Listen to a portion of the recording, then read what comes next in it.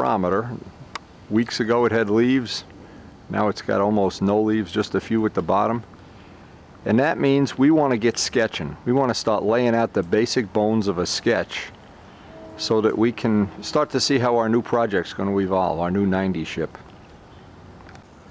Now we've just made some incredible good use of the weather that's been available for testing. And I've been so pleased and so happy the way this 90 has worked out so far. Even in its infant stages, it's shown me that it's got some real potential. And as time goes by, we're gonna, I'm sure, squeeze more out of it. But even right now, there's a lot of lemon juice coming out of the lemon. Now the philosophy that we want to use is we want to capitalize on all the good things from the Testarossa.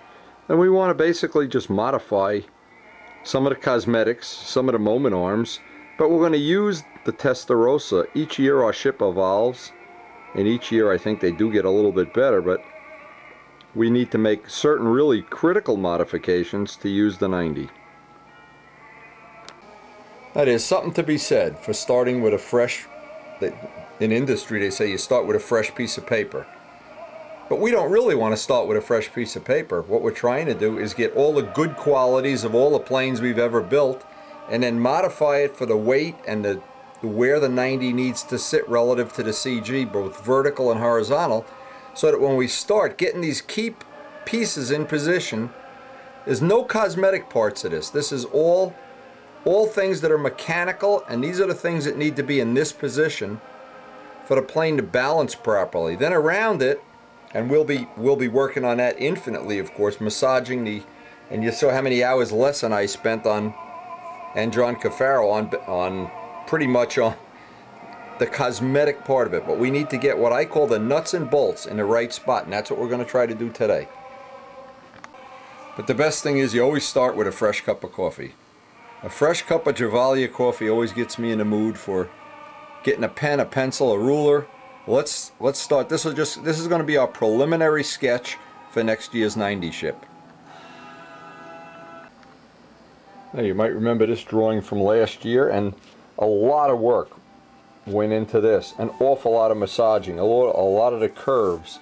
But some of the things that we're going to have to do now, I'm going to go get a sheet of Mylar, lay a sheet of Mylar on top of this, and then I need to start sketching in the key components. And the key components are going to be the motor mount crutch,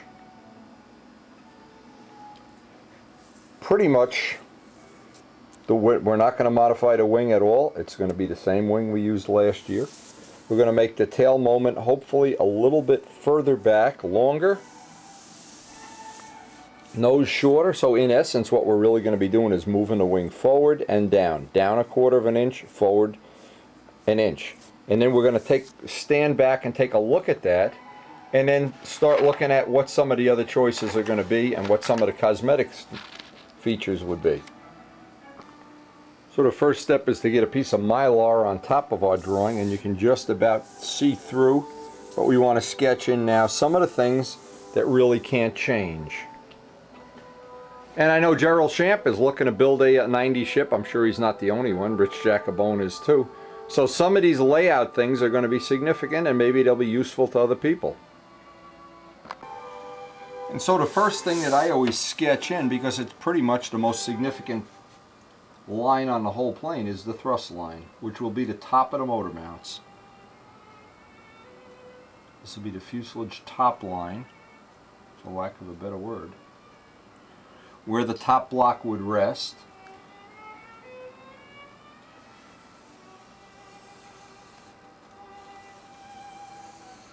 And from that line, that's the line that we're going to take. All our measurements are going to come off of that line. Now the next thing is to just sketch in what will be the new wing center line. And again, I'm really carefully marking this because we have this set of plans that Les did was really nice, and I want to make sure I'm not distorting them in any way. I'm going down a quarter of an inch. In other words, what we're doing is lowering the wing. From its original spot, we're lowering it a quarter of an inch. Now I'm just going to put the center line in, but I'm not going to trace out the wing itself.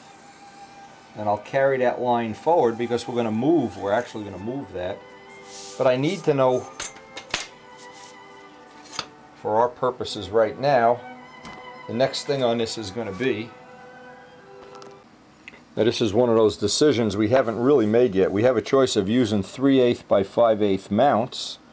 May do that. In fact, that looks like it's going to be one of the ways to keep the fuselage a little narrower than we expected. A more traditional shape. This is the spare 90 case, and that looks like that's going to work out fine with 3/8 by 5/8 mounts. Now what we've done is sketch in the 3/8 by 5/8 mounts, spinner back plate, and now we can just, and this is about as easy as it gets. We can move our center line, so we're moving the nose moment shorter, and now we just need to get up to where the center line of the wing is on center. And then we could retape. Let's get it real accurate, in fact.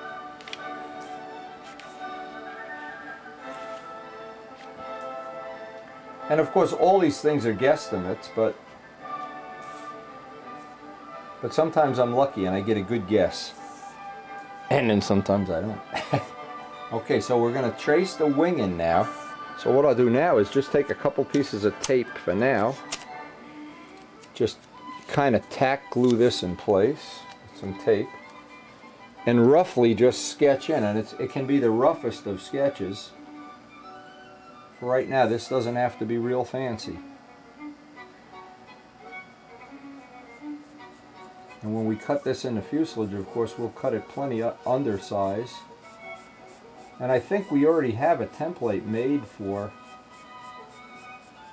that. We made a real accurate template of this at one time. Now remember, we don't have to allow for a tuned pipe here really, but I'm going to leave a kind of a pipe tunnel-y kind of effect here in case we want to use big giant mufflers. I don't anticipate, at this point in time, I've not seen any need to use a pipe with this motor.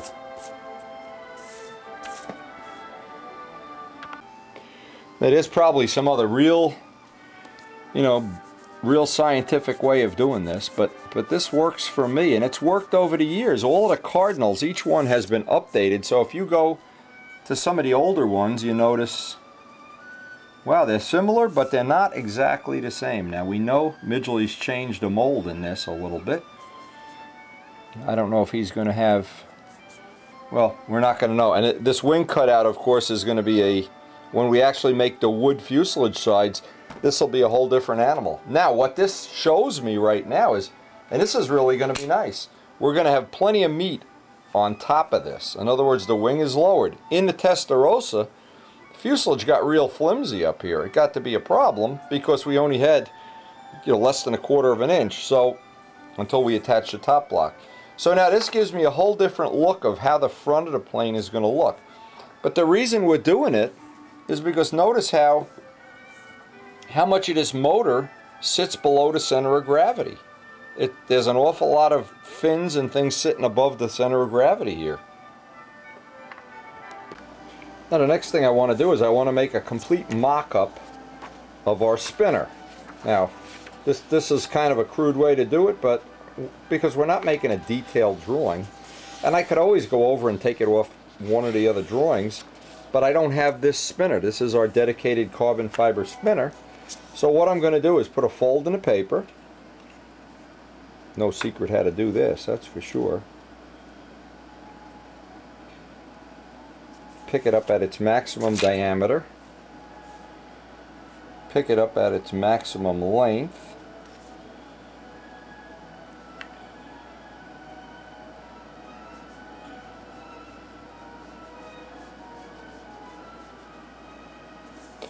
Now, there's a real easy way to do this. If you ever go back, because I want to have an accurate, relatively accurate, and I'll make a little template because we're going to be using this. This is the spinner of choice for us.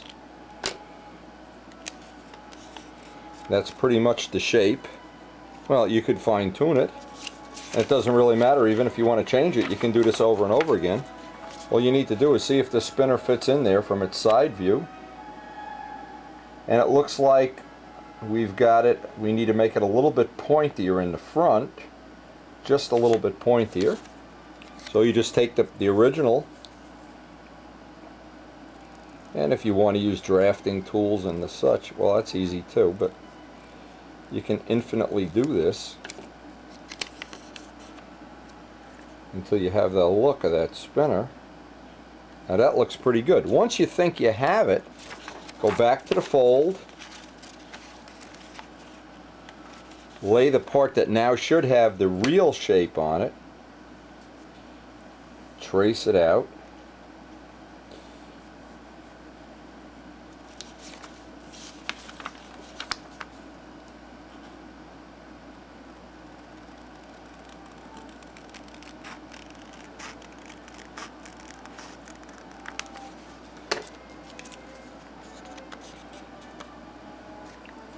look at it in this dimension. That looks real close. You can do this infinitely until you're happy that you've got it close enough. So that's as close as I need it to be.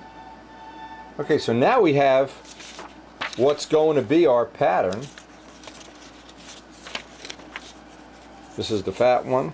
No, that's the skinny one. I want to make sure I get the right one. That's the right one. This is the one that's too fat, so I don't need this anymore. Now I have a male and a female of this spinner shape. If I wanted to, I could just kind of, well, hold it up and put that in there. But it's better to just do it from the side view. And Midgley is aggressively looking at. Very soon we'll have our back plates, and we'll be able to pass along some of these to people that are. Let's save this. In essence, we can save, because now we'll have a male and a female. Get rid of the original one. And now when we lay out where our spinner is going to be, it's going to be real easy. We could work off of this. We can work off of that, but that gives us a real nice, accurate rendition of that spinner. Now by having that really gives us a good head start on getting our nose section. And that would then, of course, line up with, well, we've got to get the back plate. Richard's sending me more parts for this, a spinner back plate that goes on the back of the motor. Or I can just take the motor out of the other plane so I can see how this is going to fit and what we want that cowl shape to evolve into. But getting these parts in, getting this part in relative to the wing center line, because if we use the Testarossa wing and all of this weight is down lower, wow, I just think might be a real problem. This is a much bigger piece of aluminum here, and we have to account for it. And one of the things we'd always like to have, if at all possible, and I sketched in the mount pads, and I had to move the motor mounts up, of course, because I hadn't figured on that. That's why you do this. It's easier to change a line than to change a fuse side. I'm not sure exactly what that thickness is, but we're real close to being on the parting line. I'm sketching in where the needle valve comes out on this engine, and it looks like that's not going to be a whole lot different than the Testarossa. In fact, it's going to be very similar. So I'm just going to sketch in what I think is going to be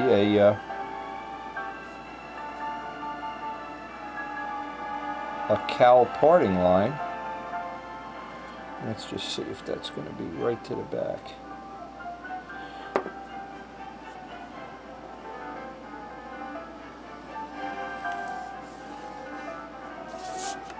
Yeah, it's going to have a little more of an angled back, which again, we haven't even started thinking of the cosmetic part of this yet until we lay out all the mechanics.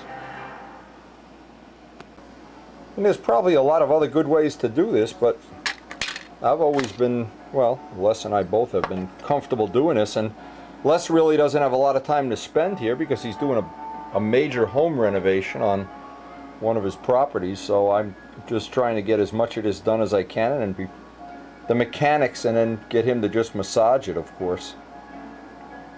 So we have a tentative cowl line. We're not married to it, but it's a tentative cowl line. Now, one thing I've learned over the years about just the ABCs of designing a plane. If you make a plane where the bottom of the fuselage is totally straight, it always looks like it's flying with the tail down. So what I've come to accept over the years is that it should be a ½ inch thinner at the very back, and so we're 4 inches thick up here, and that'll be convenient because we can use 4-inch fuse sides. But then toward the back I want it to taper up to 3.5, and I know that number in the past has worked pretty well, and I'd like that taper to begin right about at the flap hinge line. You don't want it to be a constant all the way to the nose, then it looks funny. It doesn't have the shape that I'm looking for. So I've just, and these are just rough sketches, remember there's no cosmetics to this yet. These are all the nuts and, I call it the nuts and bolts drawing. And from this we hope, you know, we hope eventually we're going to have, especially if we can get less to spend a day, do the cosmetic stuff. And you wouldn't think something like this would take that much time, but it takes to get it right. And on the Testarossa, that wing was just 1/8 of an inch too high. And what happened when we put wheel pants on it, it was a problem. So we're looking to get this a lot closer to being right, I hope. But that's how any of this stuff evolves, even from the old planes from years ago. Each one, we just try to make it just a little bit, try to iron out all the errors that were in the original plane, make it a little bit better as it evolves. And so the next thing is to lay in where our tail moment is going to be. Now we've reduced the nose 1 inch. On the Testarossa this is 10, we've made it 9. We've lowered the wing 1/4 of an inch. We need to, and this has, using the 5/8 mounts gives us an advantage I hadn't thought about till right now. It puts our line where we're going to break this higher, and I'd like to, in other words, if I had a choice, I would have opted to have the tail up a little higher, but the fuse side ended there and I ran out of fuselage is what happened. And one of the things about this plane that Jose gave us, and the Tiger Cat of course, having the tail up a little higher always seems to just have advantages, at least in my estimation. Within reason, the higher you can make the tail and get it out of the wing wash, it's a design plus, that's for sure. So the next thing I'm going to do is measure out the tail moment arm on this. I'm going to add 1 inch to the original tail moment arm, so that I've reduced this by 1 inch, added here, in essence I've just moved the wing, and the side view of the fuselage shouldn't look a whole lot different when we're done, except for the cosmetic lines of going around it. And one of the things I did like, and you can see this is about what it would look like if you were flying it, I did like that cosmetic look and that size and shape. And again, I've got the tail sketched in, and because the 3/8 by 5/8 mounts move that up, it gives us a little extra height. You can see where the original one was. It gives us actually quite a bit more height. It's further back and it's higher up. So you can see how we're massaging this drawing. This drawing, there's a lot of thought going on in what's going on here.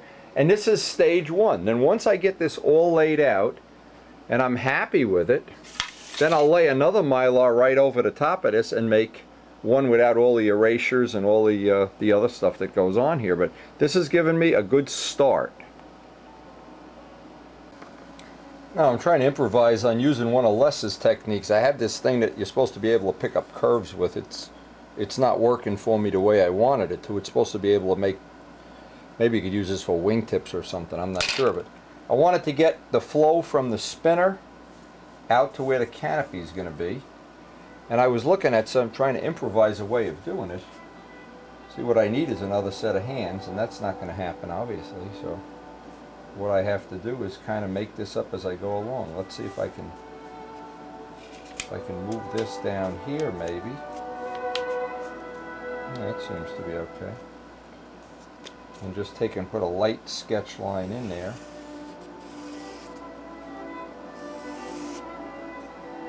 See how close we've got that once I take the tape off.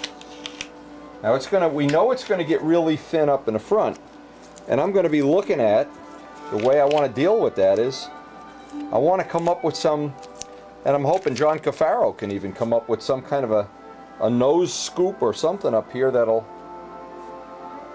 make this transition a little easier. Now it's okay the way it is. We're going to be doing a lot of carving into the mounts. It doesn't matter, but I was thinking of some kind of, and we had looked at one of John Cafaro's sketches where he had kind of a scoop area going on up there. Again, it's one of the things we're just going to look at, a possibility of doing it, or some possibility of, and again, valve covers are another possibility, making like a Merlin valve cover up there. A lot of possibilities. Now we've got this little template that we've used from time to time, and I thought I could just start out with that canopy as a rough canopy shape. The thing I need to keep in mind is the biggest block I have available is 1.5 inches, so I can't go over 1.5 inches, and I'm under it now, so that's not a problem.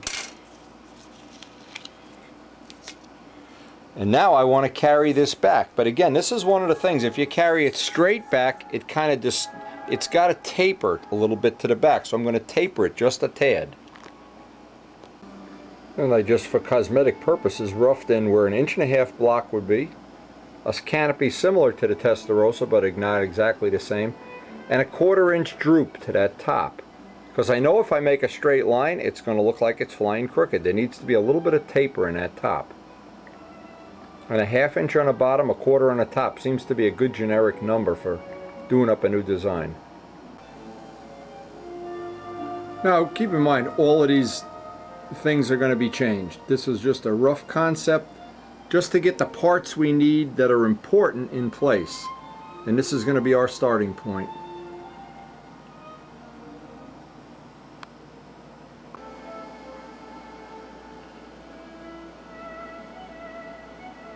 Well, I'd say it was a good use of a rainy day to just get some of this sketched out, get some ideas laid out. We'll be making small changes as we go along, but this basically is the layout. I think that would result in a, well, we hope the CG is going to be right. Again, remember, we don't have to deal with the weight of the pipe.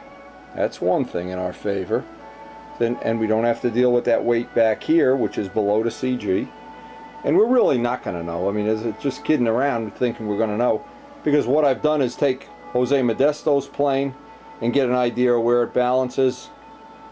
And it was really bottom heavy. And the Testarossa was always bottom heavy even without the wheel pants.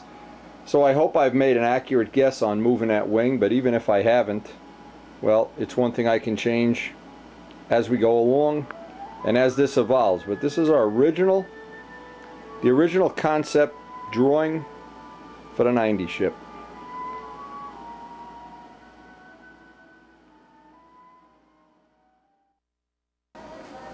Now the last thing I'm going to do here, and it's what I call my concept number 2, is I take the first concept drawing. I'd love to know how John Cafaro does this, because of course they're doing it on real cars, on Corvettes and stuff. But this is now concept 1. Of course the bottom layer is the Testarossa. Is concept number 1. Concept number 2 goes right on top. Now, the thing that's nice about having this is I can take this is a clear Mylar, and lay it on top of Tsunami plans, Strega plans, Spitfire plans, and just get a look at what these side views are going to look like from the pilot's point of view. Now here's one of the things I like about having a concept sketch like this. I come down here and I said, well, let me see, how would this look with a typical, like a Strega type nose with a big giant scoop? Maybe it'll look good with a Strega nose, I don't know. I just changed my overlay. I want the canopy a little longer. Let's see, I like it that shape. Do I like it this shape? By having the concept, I have these stick-on Ferrari stickers. I can say, oh, how do I like it over here? Do I want to move the scoop back or forward? Maybe put a scoop up in the front. But a concept sketch and then doing overlays. In other words, each time I do this, now overlay 3, I'm sure John Cafaro is going to say, put a scoop here, put a scoop here, put the pilot up here, put the canopy on above. It's going to tell me something. Now I can also take my wheel pant templates out and see, do I like wheel pants? See, I have the templates for these wheel pants, the ones we just made on video. I can take these wheel pants Do I like that shape, or do I like the big wheel pants? Do I like the small ones? Now the nice thing that's going to happen is, because all our wheel pants are interchangeable, if this plane comes out that it needs a little weight on the bottom, and in other words, if we've moved the wing too far, I'm just going to use those big wheel pants we made last year. Those big wheel pants are almost a foot long, so a lot of choices. Now I can also take this, I want to take this and take out a set of cardinal plans and lay this on top just to see, look at it side by side with planes that I know that I've seen from inside the circle and I like the look. So it really gives me a lot of choices. Really a good way to operate.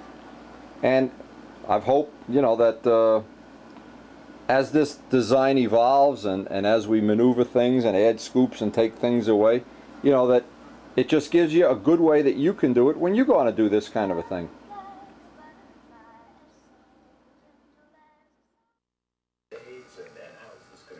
What a nice way to start the morning here. Now that we have plans, now that we have birds, and of all things, I go to the TV and we have Big Bird on the TV. So we have Big Bird, little birds, brown birds, Black and ducks. Woody the woodpecker. Black ducks. Black ducks, correct. They have finally, after weeks, figured out, they're not in there this morning, but they've figured out how to get in his feeder. See those little windows you get in? And I put the real good seeds in there to make them crazy. And finally the other day I saw a bird in there, so sooner or later, I guess that's where the saying dumb bird evolves from. Or smart bird, I'm not sure. This really is. Here's nice Javalia coffee. And Sunday there's going to be a big thing in the paper about how to attract birds. I wonder if I should donate. Written by Wendy now. Yeah, I wish it was.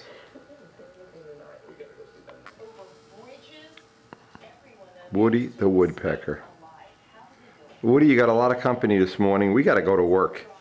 We love to have a nice long breakfast and extra coffee, but we got to go back. Woody, there's a 90 ship dying to be built. It's not going to be built with me sitting up here drinking 4 cups of coffee in the morning. Back to work.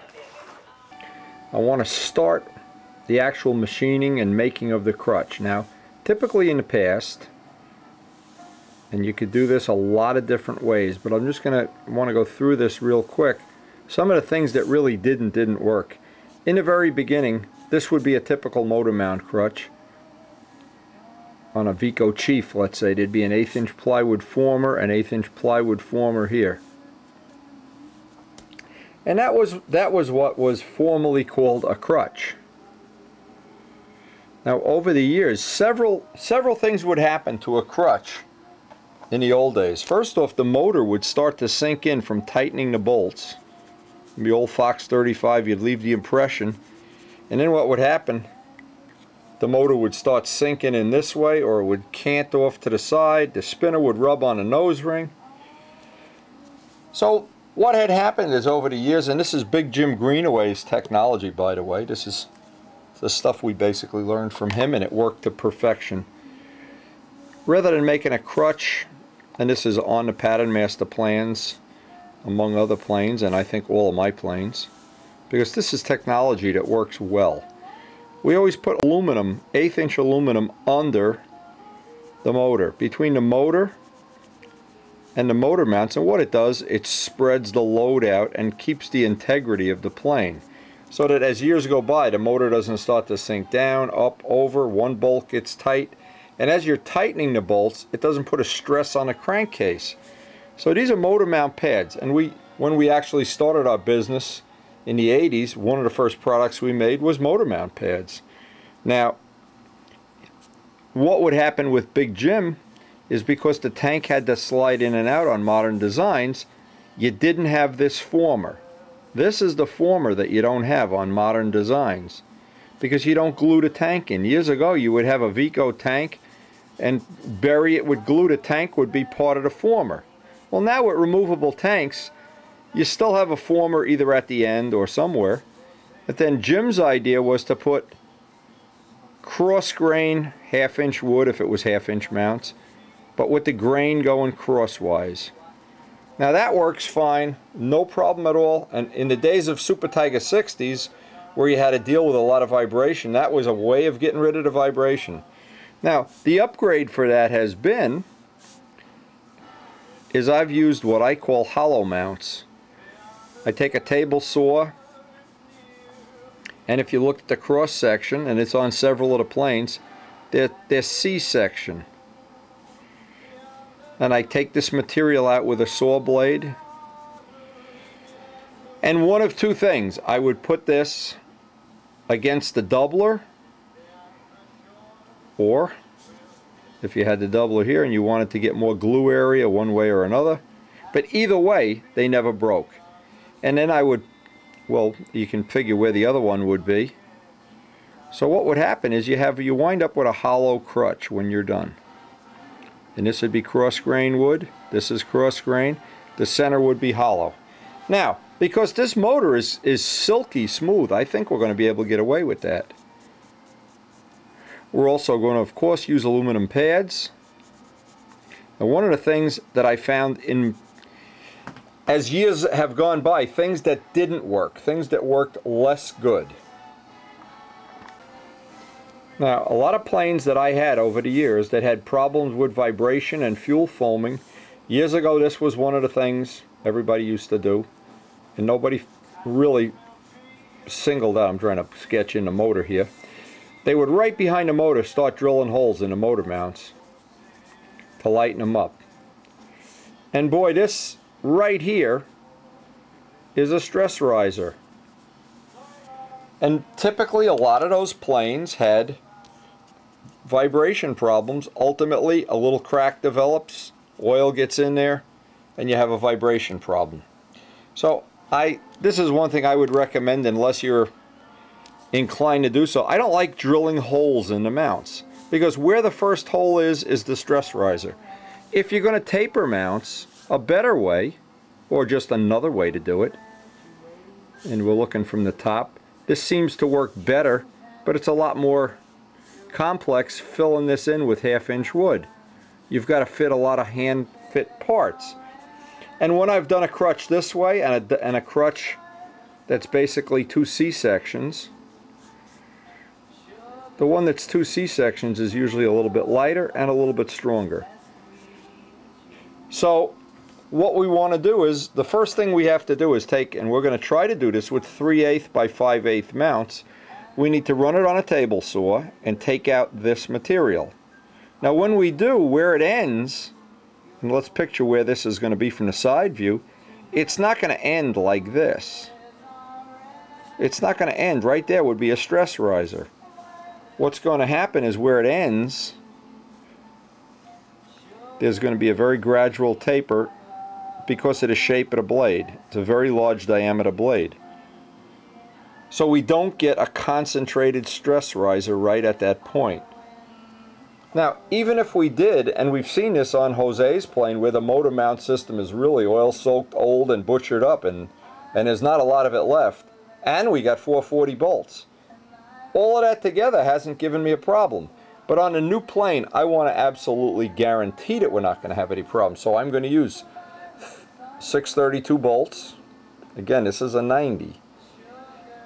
I also want to use 3/8 by 5/8 mounts to keep the width of the fuselage where the spinner is going to blend reasonable. Otherwise, I'm going to have a spinner that's, the fuselage is going to look, and I'm going to be trying to blend it into a spinner. It's going to be awkward. So again, trying to do that just for cosmetics. But we're going to see if we can make a nice crutch with using 3/8 by 5/8 mounts. And these, by the way, are the mounts we have left over from some of the Cardinal kits. So we always have a nice supply of these. And these, for whatever reason, always made a nice narrow body. Well, now that the body's wider, this is going to contribute to keeping a body looking the normal width. The other thing I wanted to start, I just mentioned this, I had originally thought of doing this with 1/2-inch square mounts, which pretty much weigh the same as 3/8 by 5/8. But here's what I was afraid was going to happen. When I start tapering the front of this, first off, the first blind nut winds up poking through the fuselage. I know that's an issue. When you want to use, and I want to use a standard, well, I've already got the mold made for the spinner. So I want to kind of get this taper in ahead of time if I can. And you can see that by using 3/8 by 5/8 mounts, that taper gets a little less severe. And until I actually make one, I'm not going to know how practical this is going to be, but we're going to start by trying to make a crutch that would be very similar to one from a Cardinal kit, except the mounts are going to be much wider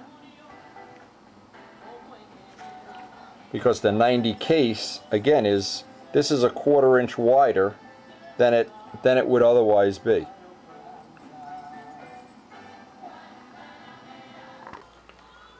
Now we got this really nice Makita table saw with a brand new blade, and what I always do is, as the first thing, try to do a little test cut to make sure that I want to have about 1/8 of an inch of material here when I'm done.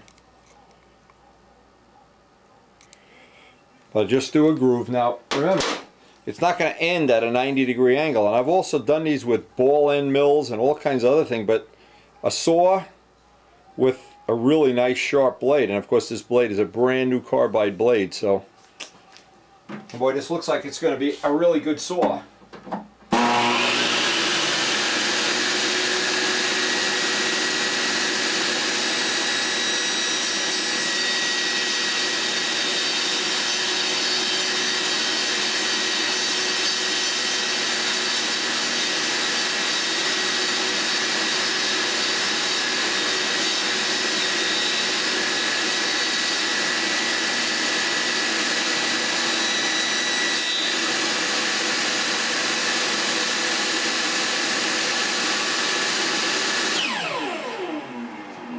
Now, so the first thing here is to get one groove,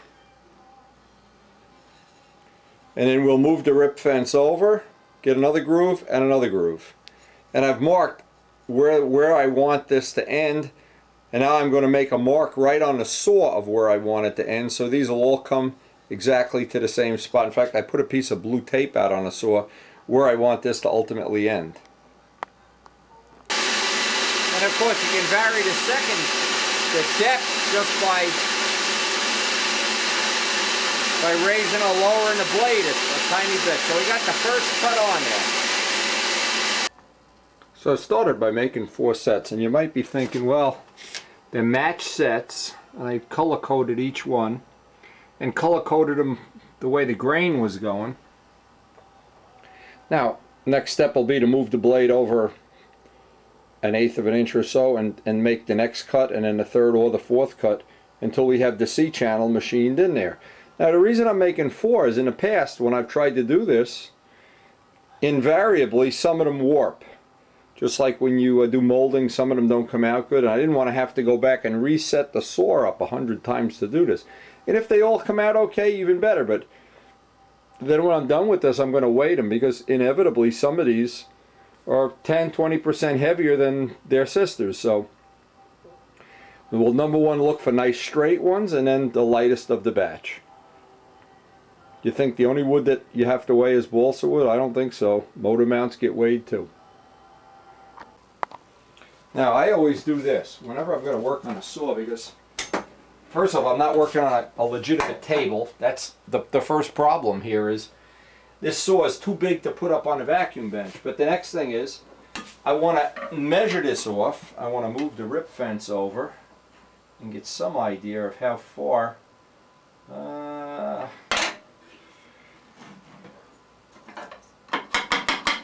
So and it's better to take a bunch of little bites than one big giant bite.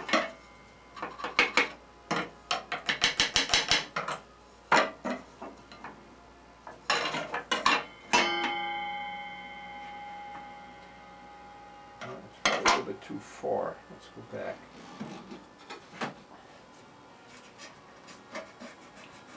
Put that piece of tape there to keep this level, but it didn't work out the way I wanted. It looks like I'll be able to do this. This is going to take 4 cuts. But the only way I'm really going to know is by doing a test. The only way I'm really going to get the saw to work is, and I don't know why, I always take that. I guess I'm just old school.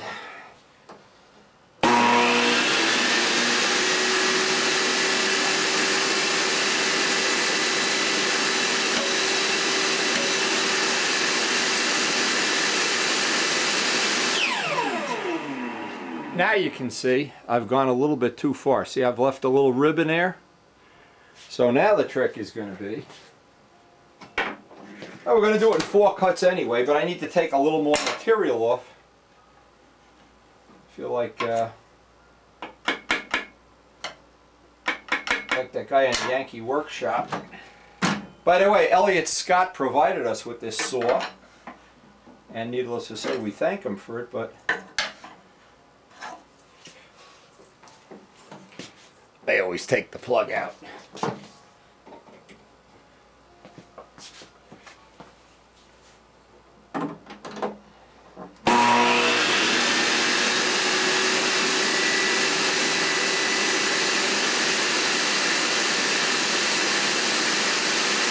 Now it's like it's ripping it out.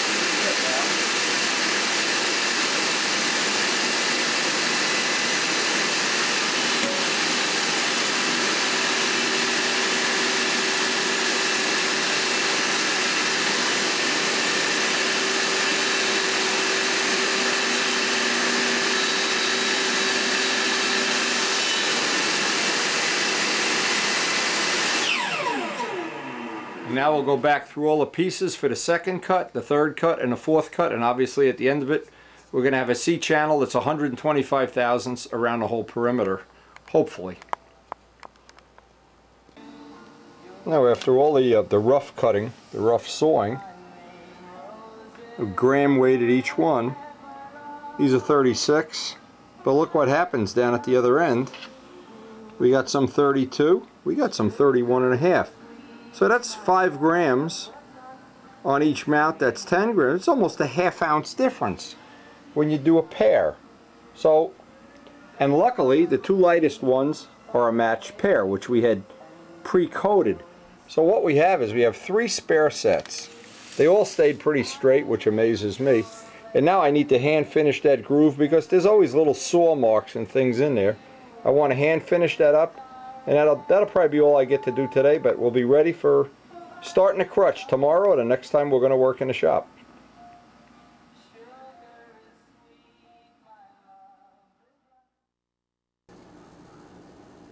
Well, it looks like we finally gotten to the beginning of winter here. And luckily, we're not a bird. And so it's time for us, and today we covered up the pond. Looks like one of our first really nasty winter days is coming. We had frost out this morning. And so we don't know if we're going to even steal any more 90 test days. Well, we don't even care because we're going to start building.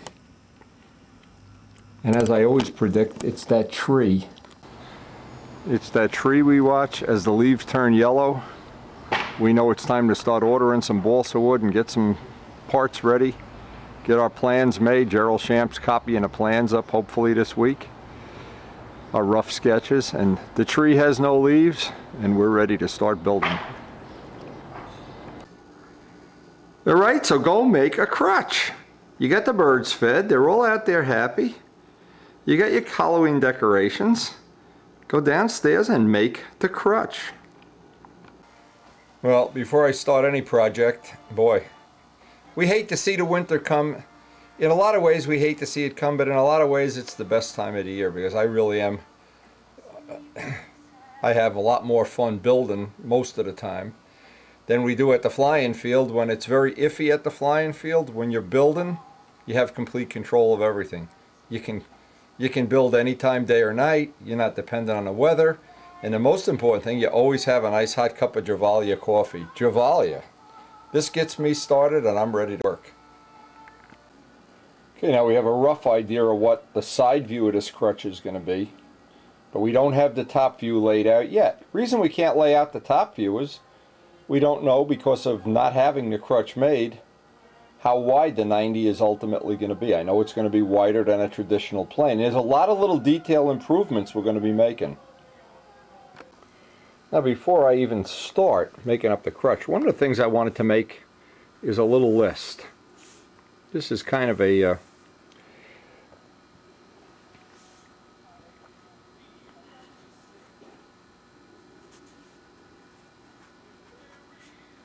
and I like to keep this handy because I want to think about, and this is really a critical thing. Some of the things I didn't like about the previous year's plane. The flap adjuster.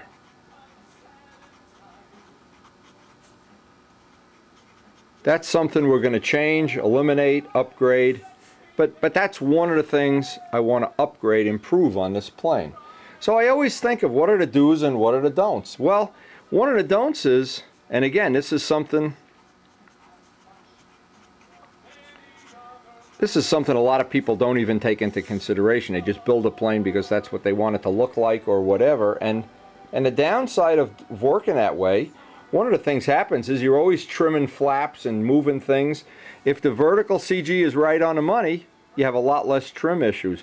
So I know last year's plane was wrong. We've moved the wing. We don't know if we've moved it enough because we've changed a lot of other dynamic things. But these are things we want to keep track of, the do's and don'ts. The don'ts. Now I had a small issue on this plane with and I'll call this the nose clear. I wasn't happy with the way I approached that. I tried upgrading it and a lot of other little detail things, but it's what I'm going to do on this plane is take the whole fuselage, except for where the wing will be out and the tail, and do the whole thing with a coat of that Brookins clear, because we did have, and this is something I don't know that we're going to be able to even upgrade, or that Uniflow. With the big props, I noticed even Midgley's plane, it bleeds raw fuel from the Uniflow. And it was getting on the plane, and it's something I'm going to look at maybe changing or upgrading. One of the things, we have a way of curing it on the Testarossa, but I want to have choices. I want to have a lot more choices. But again, I want to have the do's and the don'ts. And some of the do's are light finish. By really being ultra careful, I was able to get the finish on the Testarossa under 7 hours. Now I'm going to be doing some fancy scoops on this plane, some real exotic scoops, and I've been looking at Ferraris and Lamborghinis and whatever, Porsches. But this is going to be a key part of this plane to make it unique. Now I really loved the way this worked out on the Testarossa, and I want to continue that little tradition of having a scoop on the side of the plane.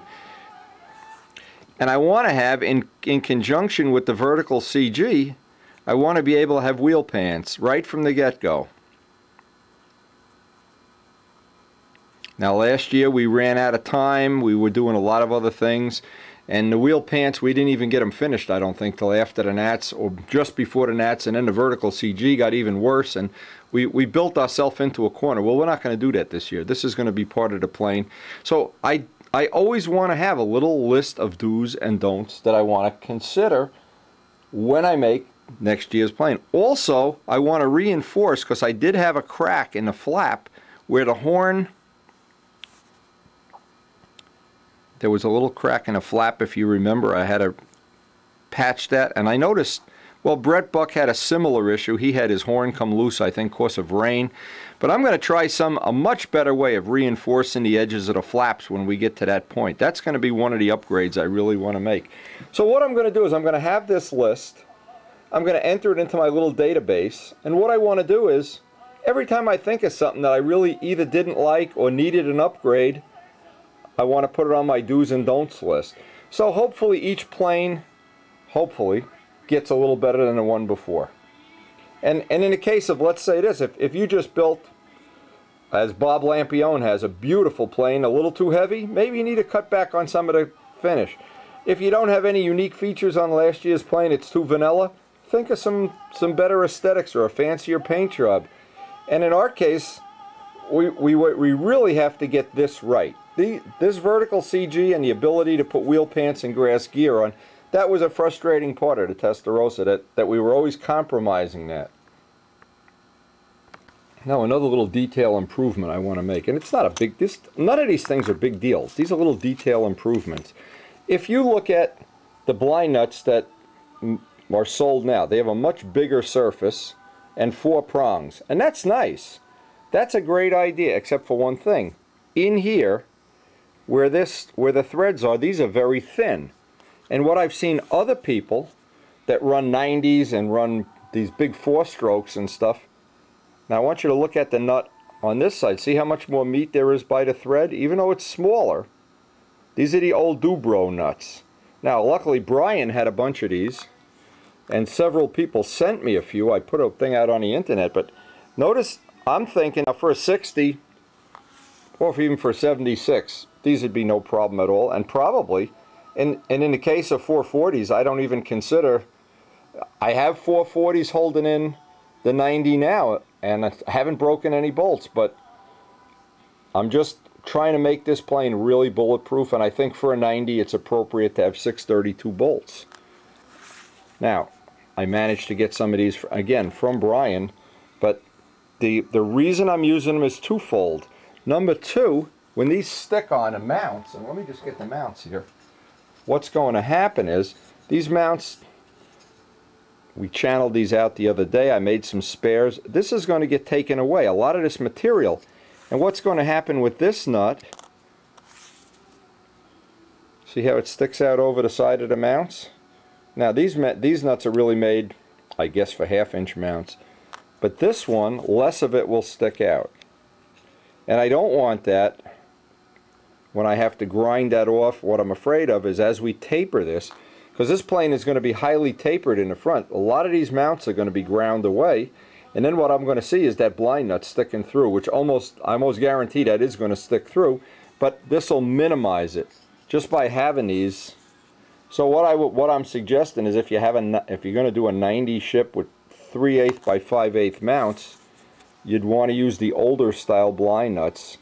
And there's 2 or 3 little reasons that I just went through, but certainly nothing wrong with these for most applications. But what we're doing with this, because the fuselage is going to be wider, I wanted the 3/8 by 5/8 mounts, and I've used these on all my Cardinals, so it's nice. These are even on the plans of the Cardinal kit. So I know these are going to work fine. Gives you a lot more glue surface too, by the way, as a side benefit. And it makes for a nice rigid crutch. We're going to build a crutch today, but this is one of the little detail upgrades I wanted to make before I start. Remember, this is hopefully going to be what I'll call a real 90 plane. We're hoping to get year after year of service. Take the engine in and out a lot of times, a lot more than say a sport plane or a plane that's already fully developed. So I don't want to run the risk that we're going to have a blind nut either come loose or wear out. And I think this kind of stacks the deck in my favor. Nothing worse than after you have a plane all buffed out to have to cut into it and replace a blind nut. Now there's a lot of little details I have to consider. And what happens in the nose of a 90 ship is we're going to have to make a lot of compromises. One of the compromises is that we need to allow as much room for the tank as possible. I don't want to give up a 1/4 or 1/8 of an inch of tank room, because I may or may not have to make special molds to make some special tanks here for people that are building 90 ships. Again, I don't know. Until we actually finished with the plane, I don't know. But one of the things that limits how big of a tank you can put in, if you put the motor mount pads back like this, you can't put the tank back here. So what I wanted to do is, and I cut these off in such a way that what I want to have is these end where the motor ends, so that I can it makes getting the tank in and out a lot easier. The only reason this angle's on here is so that the tank can ride up over that. I want to be able to take the tank out, of course, but I also want to have, and I'm going to be real careful about it, I want to have the front screw just out of the way of the motor. And so the first thing was I cut and angled these back. So I have the front screw, and I only need one screw holding it in. And then when I put the back plate on the motor, this will be flat. Give me the most. See, I may have to make a tank that's bigger than 1 inch, and I don't know if I'm going to have to do that yet. But I want to have the option of making that tank a little bit thicker, a little bit wider, a little bit wider, because I know I'm limited in the length. With a 9-inch nose, I'm not going to be able to have a 6.5-inch tank. So every part of this is a limiting factor. And I want to have that limiting factor. I want to use up every bit of space. I want to be able to bring the tank right up on the back of the motor if I can. And if I have to, I'll make a little clearance V for the header. So that's one of the considerations in this design phase. Now Rich Jacobone wants to use an extension unit, and we don't have one made yet. But one of the things I'm going to do is allow, because I don't know the exact thickness I'm going to use up here, I'm going to try to make a much lighter thrust washer, and I don't have that yet. I don't have that in stock. So I'm just going to move this back for now, and when I get the final spinner back plate and thrust washer, I'll cut this off and then put the curve in here. So for right now, I'm just going to add just a little bit of material and leave the motor a little bit further back than it needs to be, and I can trim this off with the spinner back plate when that time comes. And getting this, that I have the full range of material here for the tank. Now, if we were going to use a plastic tank, I could cut some of this away, but in the past, and I've done my own little tests, for me, I want to use a traditional tank. I've not had the kind of runs that I'm happy with when I get involved in tanks with clunks and things moving in them. I always like that traditional stunt run. And by the way, this motor, the selling feature of this motor is the stunt run, is the friendliness and the predictability of the stunt run as one of its selling features, and I would not want to trade that away by putting some kind of an experimental tank. We have enough experimental stuff on this already. So step one in making a crutch is I need to go get, and again, by the way, these channels could be mounted both ways. I've mounted excuse me, both ways. Doesn't seem to be a giant difference no matter how you mount them, because you'll never tear this apart when this is glued into a fuselage side, not that I can tell anyway. But for right now, the thing that we want to do is get an exact place we want to put this, get the wood screw holding it in, and then set up to drill the holes. Now, the first thing I always do before I'm even going to start a crutch, I want to make sure that the mounts that I'm using are not going to warp, hopefully. And I've checked these against a straight edge in every dimension. Hopefully they're going to stay that way, because as moisture, and we're in a high moisture area in my cellar, you never know if that's going to warp a little or twist. But I want to make sure, and I've got my sandpaper, sticky back paper glued to the table. I want to take just a few thousandths off each side. That gives me a fresh side to work off on each dimension. And every step of the way I want to check that I'm not building a little mini pretzel here.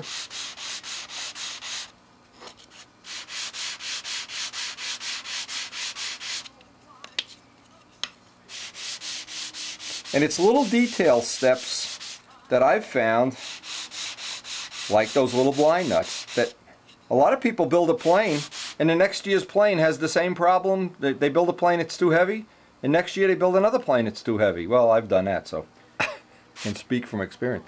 Or they don't look to upgrade. I mean, the whole objective of building a new plane instead of flying the old one would be that you could make it a little straighter, a little lighter, have a little bit better power curve, have something. In our case, the things that we'd like to upgrade on a Testarossa, very predictable, very doable. And you don't know until you've had a plane, and then you go to build your next plane, what those things are, or you would have upgraded them in the first place. So one of the things I did, I had to run these on a belt sander to get them exactly the thickness, and it's easy to do that. I don't want them, in other words, what I don't want to have is have this sticking out on either side, because I want here's what I really want. Let me show this. When this is put together, I want that kiss in the engine and a really tight fit. I want that to be as tight as possible up along the side. Now what I did is I carefully measured this off. I want to make sure this is centered and that I have a little tiny bit of clearance on each side. What I have is one of the old awls. You can use a piece of sharpened up music wire just to set that screw. Now I don't want to drill this hole. In the past I've drilled it and that screw then just doesn't get as good a bite. The awl gives it the best bite, I think. We're going to find out in about 2 minutes here. Let me just make sure I got it centered. And then I have various sizes of small screws that we use for all the little projects that we do around here, and I want the ones that are going to sink down. So you don't want to have it sitting up above that, because we're going to be real close. The problem with a tight motor fit, if you've ever seen motorcycles that have a lot of things going on in a very small area, a lot of exhaust pipes and ignition wires, and everything gets crowded and everything has to be figured out real accurately. And that's the problem with what we're doing. There's going to be a lot of tight fits in this nose. We got to get in a tank, and I'm sure that's not going to be an undoable thing, but it's something we have to consider. I want to make sure that's lined up nice. And see, that head doesn't stick up. It's down below. So when I rest the motor case on it and I set it up to drill the holes, that's an extremely tight fit. There's only a few thousandths on each side. And the next thing is, I've left some on the front. When I put the motor, the real motor in that has the spinner already attached, then I can put that taper in there too. So now we have the two. And by the way, one of the things I've done in the past with channel mounts, if you mount it to the inside or the outside, it doesn't seem to matter. But you don't want to mount one to the inside and one to the outside. That's the one thing I wouldn't want to do. I'd want to keep them symmetrical. So in this case, what I want to do, I want to make sure I have these even, and we're ready. We're pretty much ready to set the motor in place. Okay, so what I did, I put a drop of CA along the edge of each pad just to hold it in place. And then what I want to do is go back to my sanding belt, because I don't want this aluminum sticking up. When I go to put the fuselage side on, if it's there, I'm not going to get a good bond. So I want to make sure I have a really nice flat surface, and you can see because it sands off the anodizing. And we've got this pretty accurate, but it never hurts to true things up. We use this sticky back paper on the table all the time, and it's always to your advantage to have everything as true as possible. Now what I'm going to do is put some masking tape. It doesn't matter. Green seems to show the pen marks the best, because I want to get some accurate. Again, I'm trying to make this as like in overkill accurate mode. That just shows the marks that we're going to need to line this up. I want to avoid that screw hole. I want to have that even in the back. And you can see I've got just a little bit sitting out. And I've got both of the sides exactly flush.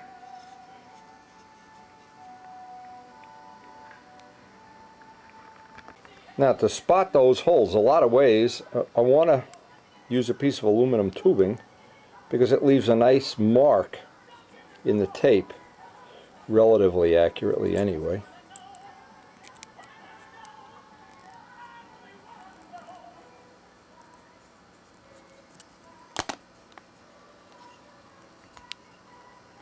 Now what that's going to allow me to do, now I'm going to cut that little piece out with an X-Acto knife, a little pointy number 11 blade, and then I'll be able to spot these holes accurately. And again, there's nothing more aggravating than these are crooked or twisted, or getting everything lined up on a crutch. So important.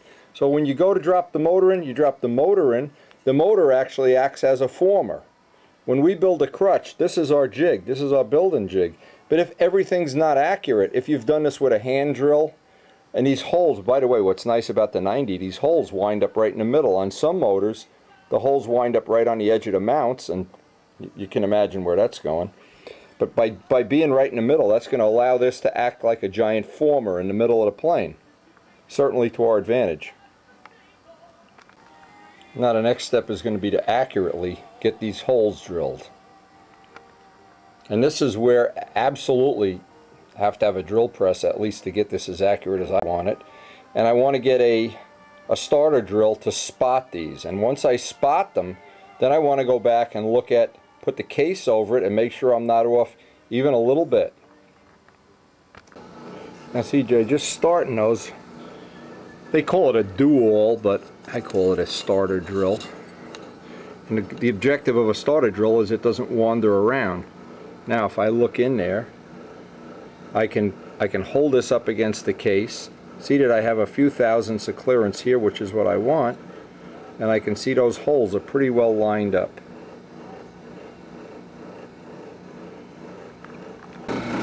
Now it's the time that, all the time we spent organizing our shop, it really starts to pay right now, because we can find things and we know where things are, and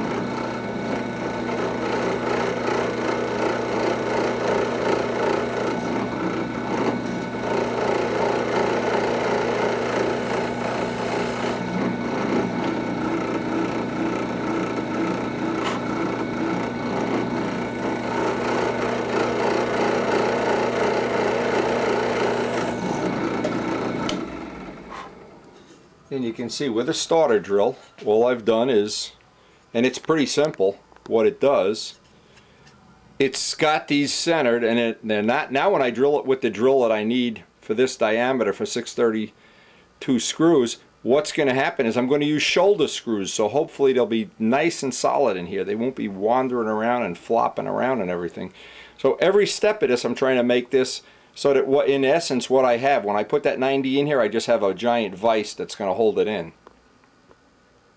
And by the way, in case you've, well, where's my chuck key? This is what we use to start, and you can buy it at any machine shop. When you start a hole, this allows you to start a hole, and it doesn't wander around. If you've ever tried to drill a hole in something in the drill, you go to drill it and it starts doing this. This doesn't. And this is a dual number 3. These are about $6-7 I think. Not a big deal, but these, if you want to make a nice precision crutch, you almost have to have one of these. I'm sure whenever you want to make something that's nice and accurate, and that drill starts just as you touch the material, it starts wiggling around, it just makes you crazy. Sometimes the difference between having a really good job and a really mediocre job is a $5 tool. And the nice thing is, once you buy the tool, you pretty much have it forever. Unless, like me, every once in a while you lose something.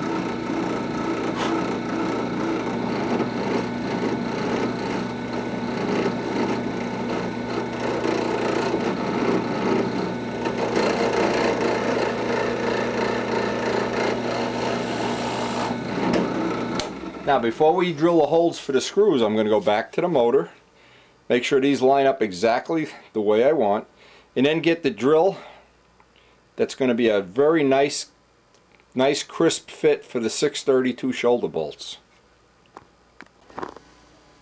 Now I want to get the size that I want to use for line nuts is 135, and I have in some ways organized my drills, but what I need to do now is start getting out the real nice, relatively sharp ones. And what I used to do is like this one is for 632 blind nuts, among other things. So I always have the ones I use up in a box, the ones I use commonly, and I need to get out a 135. Sometime what I'll do is I'll just mark them with tape, and then I know which ones they are. Now these old blind nuts, the old style ones, are a lot thicker than where the hole is drilled, so I want to get an accurate number. They're 185 in fact. And so what I want to do is find a 180.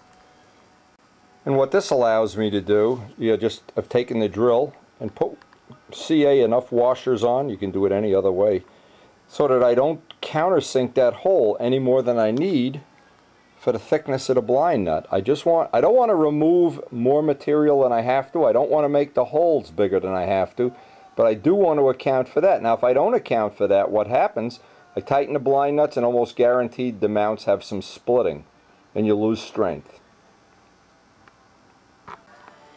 Now that allows us to have exactly the amount of relief we want to have down there, so that the blind nut, I wouldn't want to drill a hole any bigger than it has to be, and I want to have a good seat for the blind nut at the same time. Now the next step on this is to, and this is an optional step of course, because, and it's unique to the 90, because what we're going to try to do is we want to bury these blind nuts because of the severe taper that's going to go into the spinner. Remember, we're starting with a much wider fuselage, and we're going to have much more of a taper than you would on a normal plane. So what I'm going to try to do is, I have a little grinding tool. I'm going to take these to the drill press and just sink them in just enough that the blind nut tops come even right with the top of the mounts. This is one of those really inexpensive bits that we got in that Costco thing, and you know, when you get 100 bits for $1.50, even if you cut one cut, it's okay.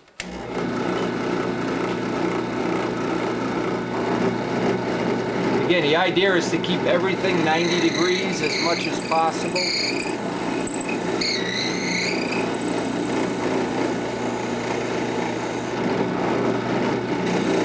Once it centers, it seems okay. In fact, you can get a... I want to have the thickness of the blind nut if possible. That's also going to help in our alignment when we line up the fuselage, is we can lay that as part of the... It'll add to the arm that we can line up, getting it a little more accurate. So here we are with our, what amounts to be Costco cheapy cutters. They seem to be working okay. What I did, I put a little bit of thin CA on here just to harden up the wood. Kind of act like a primer and get down in that little area.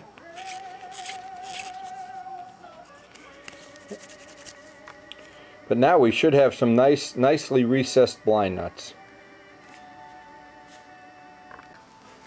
And before I put those blind nuts on, I want to get a little bit of oil or chain lube or something, so that when I CA them, I don't CA the bolts shut. Now that worked out pretty nice once the engine was put in position. Now the next step is I'm going to go around the edge real carefully, try not to get any CA in the threads, some thin CA, and then I need to trim off the bolts right even with the bottom of the blind nuts. Now a tip, while we're waiting for the CA to dry, if you happen to get some CA on the thread and it locks this up, hold a soldering iron on the bolt and it'll loosen up the CA. But as many times I've done it, I want those bolts to be perfectly flush with the top. I don't want them sticking up even a little bit. Now, the easiest way I know to get these bolts all trimmed off, I've tried to trim them while they're right in a blind nut, but I never seem to get that. I'm not happy with that way of doing it. So what I did this time is I just took the parting wheel, put a scratch on each one of the bolts. I'll take the bolts out, and then I want to cut it on that side of the scratch so that we're perfectly flat here. And what that's going to allow me to do when I line up anything that's in alignment, I can still have this line. Otherwise, this line, I have to lay this off the table, and I lose this much of the alignment tool. And the longer I can make the alignment tool, the more chance I'm going to have of getting everything right on the money. And that, by the way, was one of the things I think that contributed to the Testarossa being as good of a plane as it was the fact that everything was in pretty good alignment. You'd come out of corners and it'd just stop. And that's usually a test of good alignment.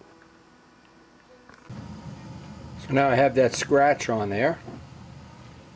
And I can, pretty much using vice grips is the easiest way I know to do this, just cover up half of that scratch. If you ever try to hold bolts by hand or with pliers, you know they just jump right out. And by the way, this is our great $16 Dremel tool. I call it a Dremel tool. It's an all-trade. I wonder if this thing really has bearings in it or something where a month from now it's going to fly apart, but who cares? It's so cheap. And what I do, I hang this up, always having the parting wheel in it. So this is my parting wheel tool, so I don't really care. And it's got speed control.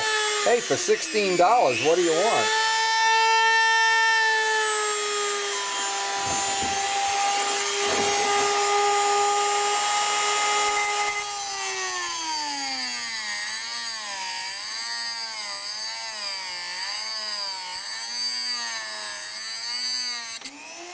I mean, if you're like me, one of the biggest nuisances is changing the tools all the time. I want to cut back that edge.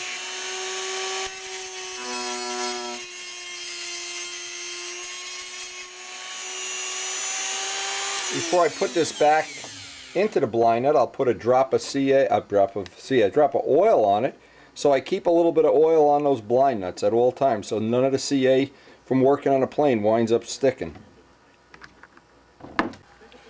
And once you put a drop of CA on those, why do I want to put CA in there? A drop of ordinary oil or chain lube. It just keeps the threads that hopefully no glue is going to get in there and booger them up. I love having a plane where you drop the motor in, tighten the screws, everything just drops in. When you have a plane where you got to tighten this screw first, then loosen this one, and what happens if it's not a tight fit, the motor's always changing offset, and it just pays to spend a couple days making a good crutch. See, that's exactly what I want, is to have this perfectly flat now. Even though the screws are tight, I've got them cut exactly the way I want. And hopefully not going to push wood up or glue into the soft top block and put a little distortion in the top block at some point in time. Just repeat the process on this side and we'll be done for the day. That's about all we're going to be getting done today. Well, that looks like all we're going to be able to get done today, but putting the wood between the mounts, among other things. Next time we get to work on this. That's the first piece of the new 90 ship, and that's where the story begins.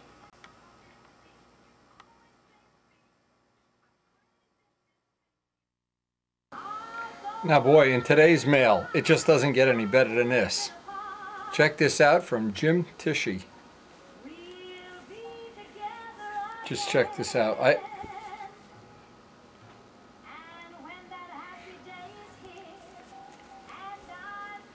Now I have to keep this for when I'm going to fly the Tiger Cat again, and don't think that's not going to happen. The Tiger Cat is sitting there with the needle valves adjusted, the handle adjusted. It's ready to go. But anyway, here's the cool thing. Jim sent me a whole bunch of pictures from the Reno Air Racers, and what's really neat about it, obviously I'm going to treasure the shirt. I love t-shirts. I love having a lot of nice t-shirts, and of course, because I don't get to wear anything nice and clean in my work, I'm always covered with epoxy or something. I like having a nice clean shirt. Jim, and thank you very much, but he also sent us some pictures from the Reno Air Races. And we have already thought of meeting Warren and Ramona Walker out at the Reno Air Races and kind of get Elliott Scott involved and maybe get a group of people together, fly into Frisco and ride out to Reno, to Stead. We haven't decided if we definitely can do that yet. That'll be based on a lot of factors, but I sure would like to do it, number one. And I'd sure like to get a lot of people to come along with us.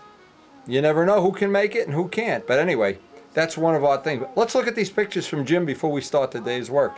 This is from Jim Tishy in California. Now again, these pictures are from Jim. Check these out. There are some in here that, and especially this time of year when we're all looking for new projects, new things to do. And I would really love to make the Reno Air Races next year, and maybe even get John Cafaro to come out, or who knows who can make it.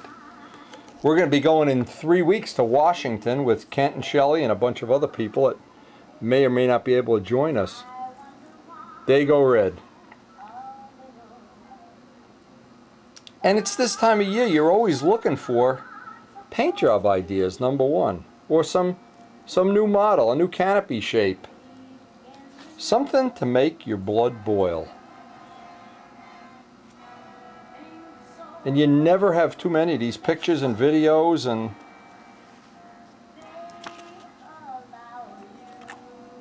but there's, all the pictures in the world are nice, and of course video is better than pictures, but being there is better than anything. So if you got an opening in your life around the Reno Air Race time, think about it. You could be there with Wendy. Now he's got two pictures here. Hold on one second. And what I'm thinking is possibly he's got a little caption. It says latest print over the next print for a full overview. Oh, I see what he did. Hang on, let's try doing this. So if you wanted a full-size picture, you could create one by joining up the pictures. That's pretty cool. I will keep that in mind. And I'll be sending you out some more DVDs, Jim. But believe me, I appreciate this. Boy, and this is the kind of stuff when you're doing a detail job, it's hard to figure out all the little trim, the exhausts. When I was making those exhausts, and we may have some of these fancy exhausts on the new plane, and it's time to make a new mold. Our mold is worn out, so boy, if you're a Dago Red fan, how priceless is this? I think Bob Whiteley, among other people, has done the Dago. I'm kind of partial to Miss Ashley and Strega, but there's one thing I'm really partial to. And there it is, flying at Reno. It would almost been worth it right out there for me to see it. Oh man, I can't imagine anything more Reno-esque than a black tiger cat. Sea Fury. Now it's my understanding a Sea Fury 1, but I don't know which one. And I know Joe Adamusco already has drawn plans for this, for precious metal. We even have video of this with the counter-rotating props starting up. I think this is the one Paul Winter even did one of these, that silver and green. But here's my honey. Oh my God, am I going to treasure these? See, the nice thing about having pictures on video. Well, you go with these pictures, these get lost. Unless you have them in a frame, they get wrinkled, they get twisted. But if you have them on DVD, they're as fresh as the day you put them out there. And I will send Jim a copy of the DVD also, of course, as well as return his original pictures. Wow, look at this. Take a close look at this. It's a Rare Bear piston. Ah, here we go. Now see? See, not like I'm prejudiced or anything, but I know Warren Walker likes Strega too. All this Reno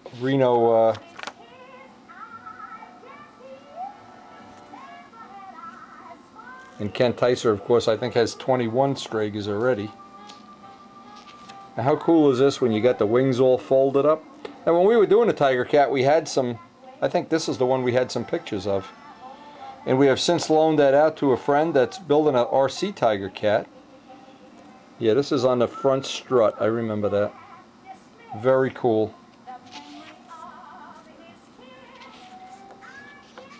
And I'm not sure. Boy, would I love to see some video of this.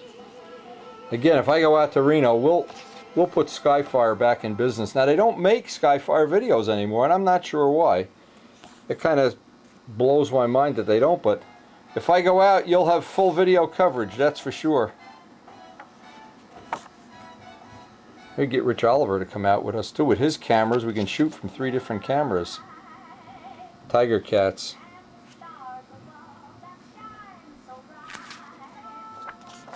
And it's just never a time when something like this doesn't inspire me anyway, and I start thinking about projects yet to be, projects we've already done. Puts me in a mood to run upstairs and put the Tiger Cat in the van, and that's what I like about having it ready. Having a needle valve set, the handle set. It's literally ready to go. And it's going to stay that way.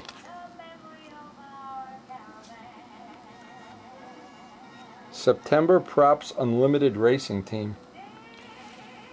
Now, everybody I'm sure remembers, if you're a video subscriber from years ago, Wendy taking a ride and piloting the AT6 and doing some aerobatics. That was Karen's Father's Day gift to me one year. We have that on video. That's a cool time. The Thunderbirds. One of them I've already done, a Thunderbird F-16. One of the Sea Furies, and I don't know which one won. Of course, this would be nice if we had a Skyfire video, or next year maybe we'll have a Windy video. We won't need Skyfire anymore.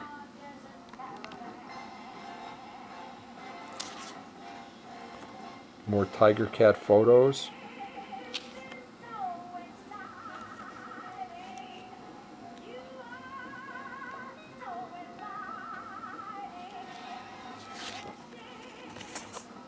Here's a nice paint scheme.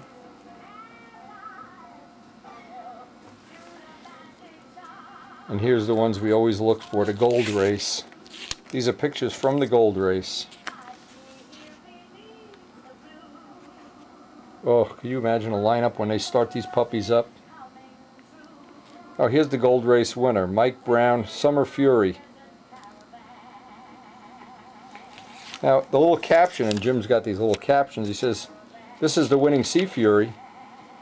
I'm not sure Al Raby wouldn't just drool over that one. Summer Fury. Well, Jim, I can't tell you how much I appreciate these. These really make me want to go to Reno. Again, we always have that as our dream come true, but you know what? We're getting to the point in our life right now where we want to see some more of our dreams come true. We've worked long and hard, so has Karen, and she'll be retired, of course, by the time the Reno Air Races come around. And we'll already have our 90 ship flying, hopefully, and we'll be able to plan out next summer. So if you're thinking about it, give me a clue too. Give me an idea what we could possibly do to make that a stunt thing. Anyway, Jim will be returning the photos, and I will return a DVD with them, and a couple of our 90 development DVDs. We're just starting a new project here with the 90 ship, and thank you so much.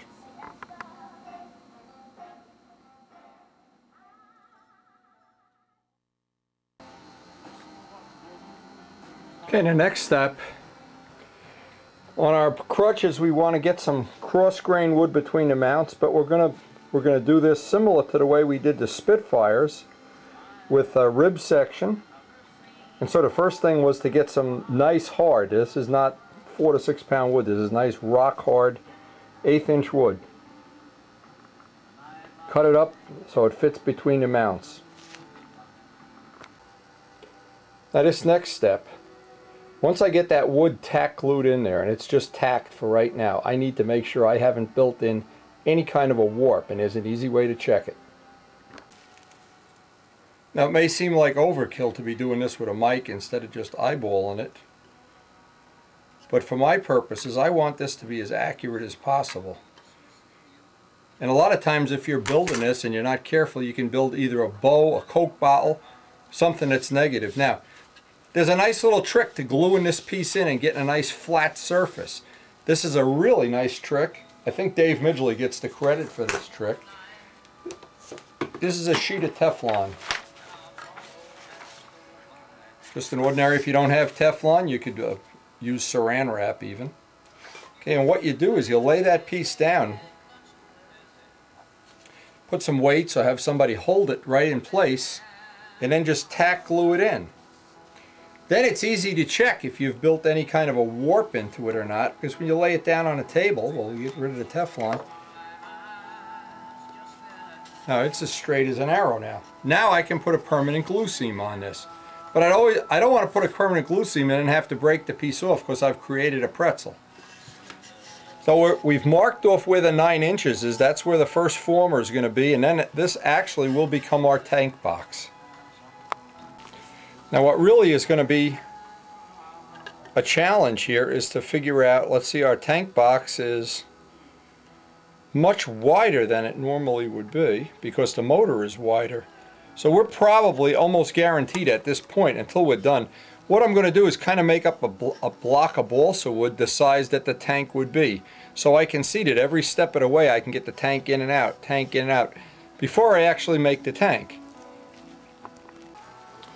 And what this is going to give us, the reality here, is when that 1/8 inch piece is in, 2.4, almost a 2.5 wide tank.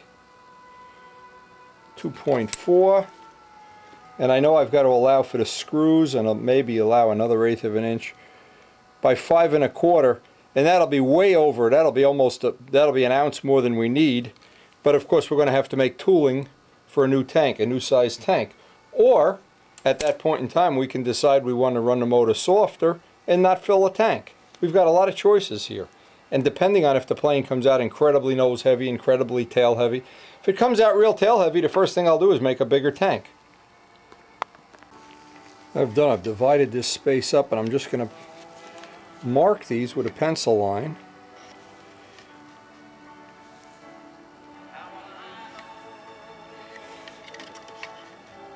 Now, because I've built crutches like this, with the gouge bolt, with the relief both ways, and not had a motor run problem, and the fact that, and this is really the bonus, one of the bonuses of the 90, it's such a smooth running engine. Normally these crutches, when we used to build them for Super Tiger 60s, were 3.5 ounces, sometimes more, because you'd need solid wood and solid mounts and solid everything and all kinds of epoxy joints. Well, we're going to save some of that weight only because this motor is such a smooth running motor, and because we're running it at an RPM where it isn't resonating. If we're running this motor at 10 grand, this nose construction might be totally different, but we're going to gear this whole thing toward running 8400 with relatively low fuel consumption. And I think, and I'm hoping, that my 9-inch nose moment arm is going to work out right on a button, but obviously that's not the case all the time. So we want to have as much flexibility of construction as possible. Now, and the other thing we used to do with the crutches is put epoxy and put them in vices and do all these things. And when you consider that we've taken the motor in Jose's plane and taken away about 2/3 of the motor mounts, and that I don't know how much of the doublers and tank box is left, and that it's oil soaked, and we don't even have the slightest issue with vibration, I'm thinking a nice new fresh construction here. This is one of the ways I hope we're going to be able to save just a bit of weight to bring us back to ground zero. Now what I'm going to do is put a permanent seam and just let that kick off, glue everything up permanently, and then start putting in the formers. Now to set up the formers, I can take the stripper, set it up just a little bit on the plus side,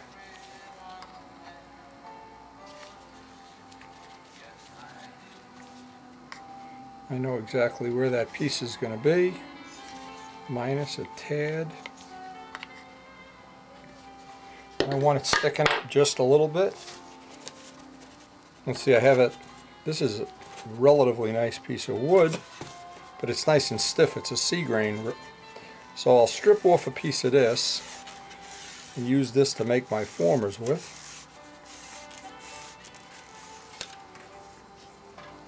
Another good trick, I always take the little stripper and do that because I've picked it up like that or stepped on it or whatever. Nice little safety tip. Next step here is going to be get some of these cut off our master piece. And I want a nice tight fit. I don't want to have anything that I have to fill with glue. And this is the point at which I like to go by and get new blades, new sandpaper, new everything. And don't be tempted to try to use up last year's dope and last year's glue and last year's everything. And I always, by the way, I always like to get the CA right from Brodak because it's fresh. He sells a lot of it. The stuff that's sitting on hobby shop windows for 3 years, and then you get it, and you ever notice some of it, it just doesn't kick off? Well, keep it in the refrigerator. We keep all our glue in the refrigerator. Now this should be, each one of these should be a nice press fit, but certainly not something that's going to try to spread the mounts in any way. I want to get a nice tight fit.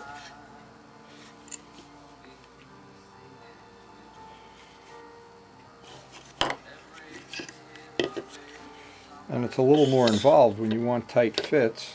See, the other thing is every step of the way on this plane, we're going to be trying to make up for that 3-ounce handicap. But I think we're going to get some of it. When I'm done with this crutch, I'll know how much I've nipped off of that. Plus, don't forget the nose itself doesn't have to be as long. So there's some material just in the longer nose that's going to, well, hopefully save us some weight anyway. But part of the thing I'm going to really try to do is get nice tight wood fits, even tighter than what I normally like, so I don't wind up carrying around an extra ½ ounce of glue. And get everything in alignment here. Now again, what I do, once that's in, and it's in, you don't have to touch it.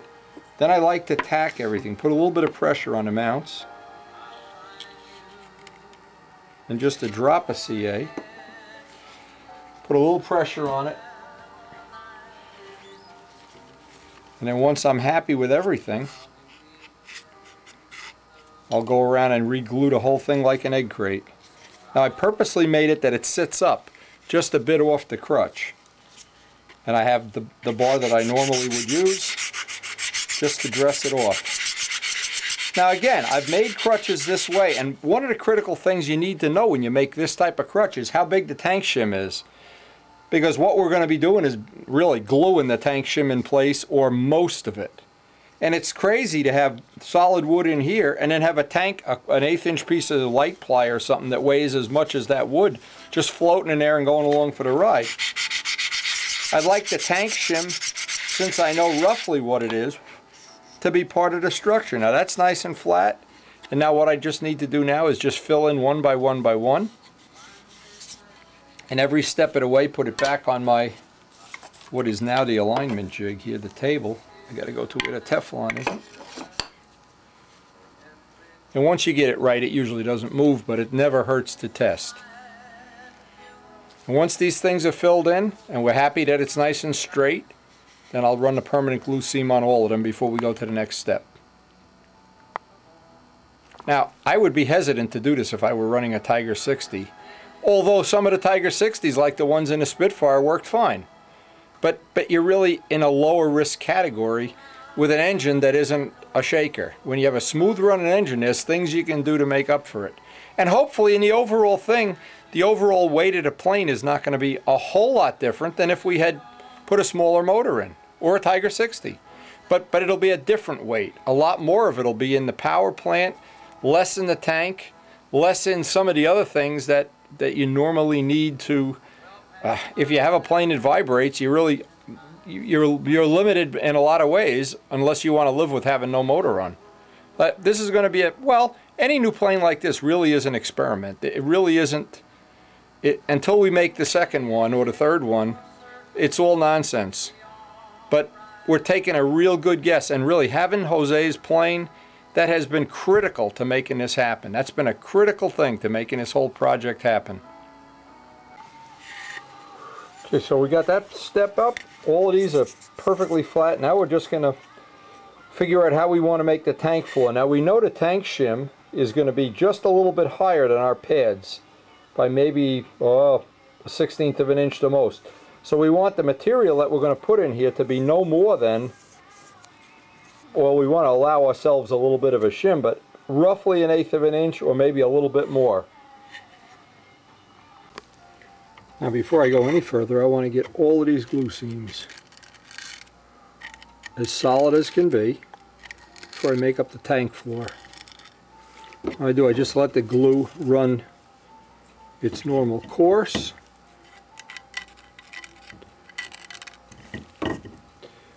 Let it run down that way, and then reverse it. And this lets me know that the internal part of this, as the glue runs into each corner,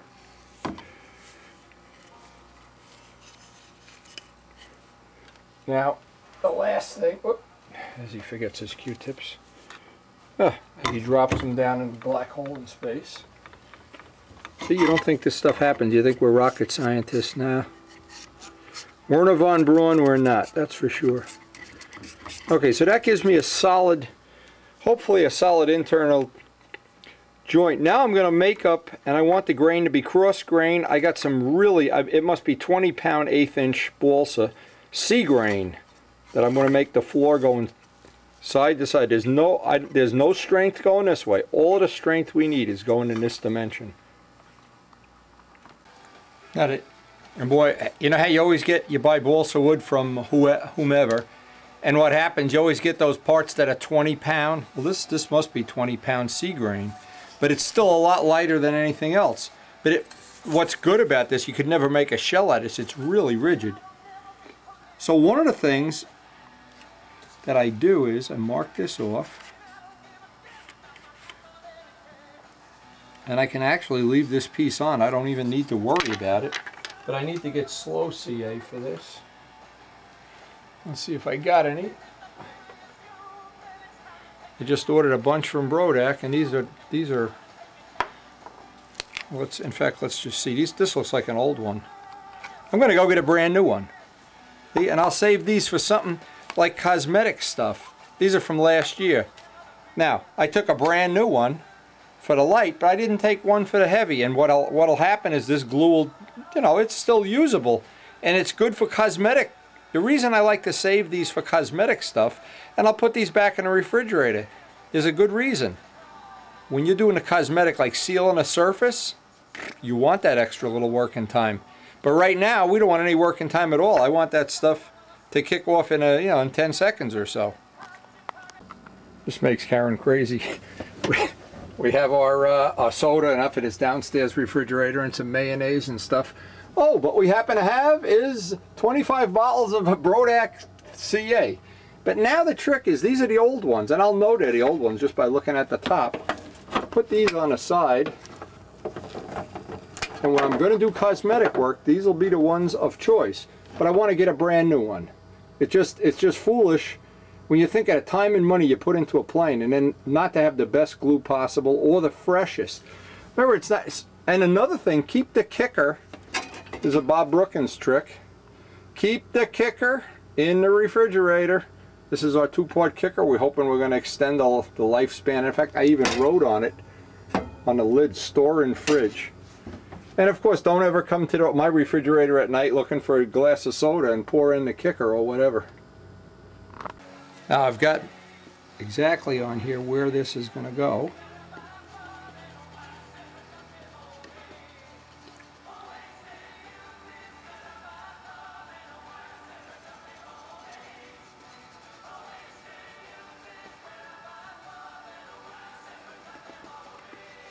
And I want plenty of glue on here, especially on the mounts, because I'll sand the edges off. Now I tried always, in the past, I used to try to cut these to size. Found a much better way is just leave it oversized and trim it in place. That's, I think, the best way to do it.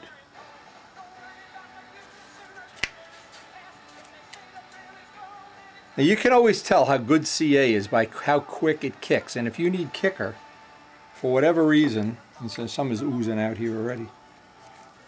When you need kicker, after about 30 seconds, save that for your cosmetic work. There's no reason not to use it, but don't use it for your structural work, and that really is a good tip. I mean, there's a lot of reasons glue joints fail. They get soaked with oil, and they don't fail, but the wood that they're attached to, the oil is capillary, fuel is capillary, and it lets that joint release. So having a good whole crutch area that's not going to turn into like we have on our test plane, where it really is soaked. Okay, that's telling me that glue is nice and fresh. And once I know that's good, I can just trim this off, leave about 1/8 of an inch, and I can either trim this with a belt sander or with my block by hand. But it certainly, it gets me in a little bit better position here. And then of course I can just go on to the next piece, and the next piece looks like we're going to need 3 pieces here eventually.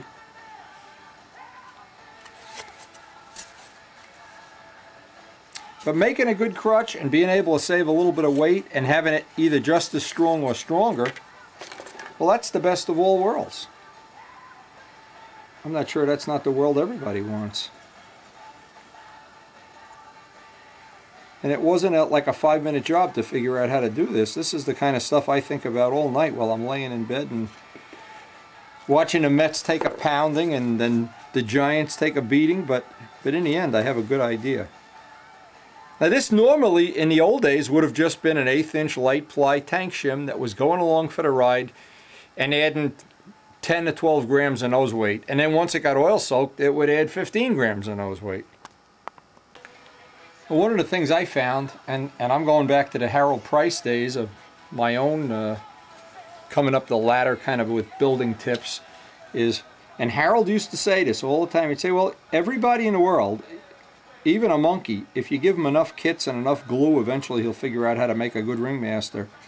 But the trick in life was to find out how to make it without having to go through a 20-year learning period. And I think to a big degree, all of the sources of information that we typically use, magazines, videos, once somebody shows you how to do something, boy, or that it can be done, or that in the best of all worlds, they just inspire you to do it instead of sitting around watching, or watching some of this dumb TV that we all are subjected to.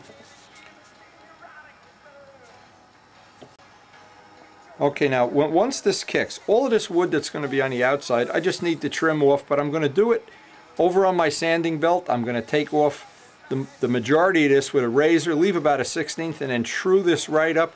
And all of this is done with the motor right in place as a jig, and every step of the way I'll be checking all my alignment that I'm not building any kind of a warp, just like when you build a wing, no difference. I want to leave about a 1/16 of an inch and trim the rest off with a sanding block. So I know I'm maintaining my 90 degrees that way. And again, this is just one of the things that once you know where, and that was one of the critical things we had to learn from the development program, from tape, I don't even know, going back a few tapes when we were shimming tanks and everything. Now that I know that, that's a critical piece of data, and that allows me to make what will be potentially the tank shim, and I'll leave a little bit so I can always go up and down just to fine tune it. But if I didn't know now, and I had it like in last year's plane, we put a big gouge in the mounts. That just was added a lot of extra work for nothing. Now when you have it, and this is one of the things a lot of people pick up from the video, just little simple things like having some sticky back paper on your sanding table. You know, if you didn't have that, boy, what a handicap. Now I'm using the edges of the motor mounts to make sure I've got a nice, what I hope is going to maintain nice 90-degree beveled edge. And boy, when that's done nicely, that's just as good as it gets. And as the last thing, I'd take the block that I know is perfectly true. Make sure I've got that edge just about as good as I can get it.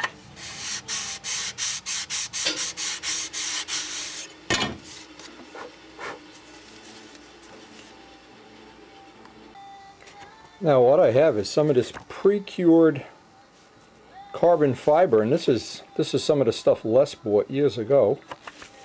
And anytime you want to attach this, especially if you want to attach it with CA, the choices are you can use secondary bonding resin. We can use CA as long as we roughen this up with 80 grit paper. The side that we're going to put against the wood, we need to get 80 grit paper and roughen it up. Now what I did, I put this on a little body shop pad. You really want to roughen it up, it's got to be rough. Any composite part that you glue, paint, prime, or want to attach something to, there's a very, very slim chance it's going to hold real well unless you roughen it up. And they recommend on secondary bonding resin minimum 80 grit. This is 60. So this should make for, well, we hope. Now I'm going to do both sides for a simple reason is I'm going to want dope to stick to the other side when I fuel-proof the tank box. So I may as well do it now. It's a lot easier to do it now.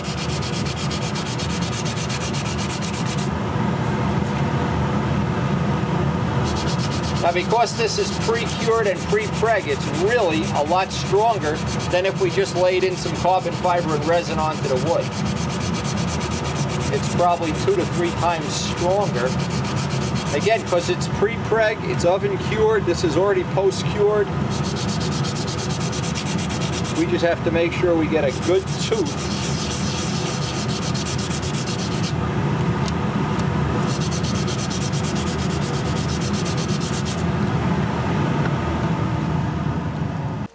Another thing, anytime I put some Sikkens M600 on this, you just get any degrees because they obviously use release agents.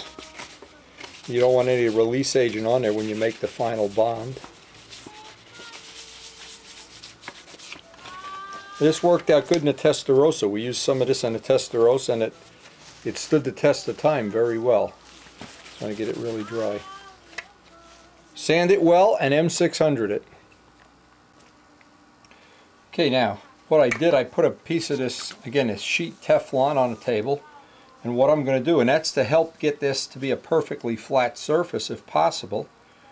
So what I want to do is put thick CA, nice fresh thick CA. And this is one place we don't really have to worry about skimping, because this will flow into all the little nooks and crannies of that carbon fiber.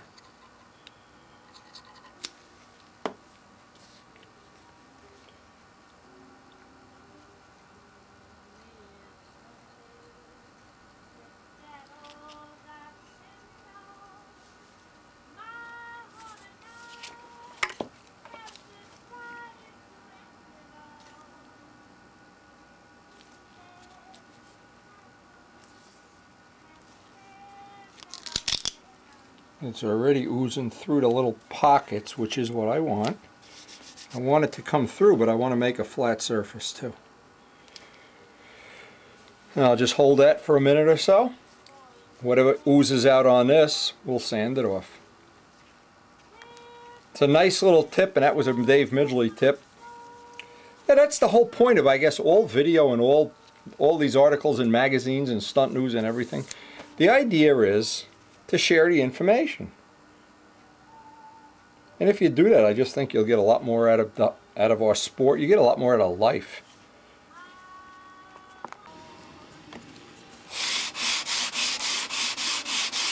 A good old sanding, sticky back sandpaper on a flat table comes to our rescue again, and we can rough this in. Once I get it close, then the last little bit I'll do with that hand sanding block. This dresses it off pretty quick now. And again, as soon as I'm done, I vacuum up that dust. That dust is a killer. Do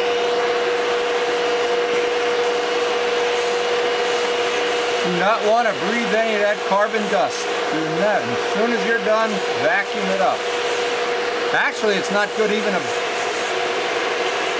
to be breathing the wood dust.